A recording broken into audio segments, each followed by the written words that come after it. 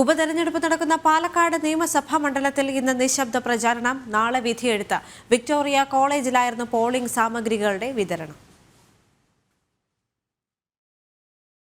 ഒരു മാസത്തിലേറെ നീണ്ടുനിന്ന പ്രചാരണത്തിന്റെ ആത്മവിശ്വാസത്തിലാണ് പാലക്കാട് നിയമസഭാ മണ്ഡലത്തിലെ സ്ഥാനാർത്ഥികൾ. പരസ്യ പ്രചാരണവും കഴിഞ്ഞ് നാളെ വിധിയെഴുത്ത്. പോളിംഗ് സാമഗ്രികളുടെ വിതരണം രാവിലെ 11 മണി മുതൽ വിക്ടോറിയ കോളേജിൽ നിന്ന് ആരംഭിച്ചു. പോളിംഗ് സുഗമമാക്കാനുള്ള എല്ലാ സജ്ജീകരണങ്ങളും ഒരുക്കിയതായി ജില്ലാ കളക്ടർ കൂടിയായ വരണാധികാരി എസ് ചിത്ര ജനം ടിവിയോട് പറഞ്ഞു. എല്ലാ പ്രിക്കോഷൻസും തെരഞ്ഞെടുപ്പ് കമ്മീഷന്റെ നിർദ്ദേശം അനുസരിച്ചുള്ള എല്ലാ മുൻകരുതലുകളും ഇലക്ഷനുമായിട്ട് ബന്ധപ്പെട്ട് നമ്മൾ സ്വീകരിച്ചിട്ടുണ്ട്. പ്രശ്നബാധിത ബൂത്തുകൾ ഐഡന്റിഫൈ ചെയ്യുന്നതിന് ഇലക്ഷൻ കമ്മീഷന്റെ ഒരു കൃത്യമായ നടപടിക്രമമുണ്ട്.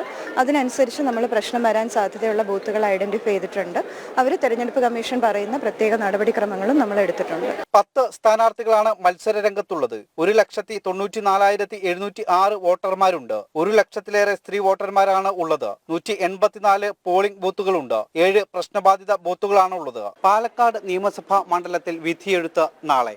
പോളിംഗ് സാമഗ്രികളുമായി ഉദ്യോഗസ്ഥർ പോളിംഗ് ബൂത്തിലേക്ക്. ശനിയാഴ്ച വിധി അറിയാം. ക്യാമറാമാൻ കൃഷ്ണകുമാറിനൊപ്പം ശിവദാസ് കന്മനം, ജനം, പാലക്കാട്.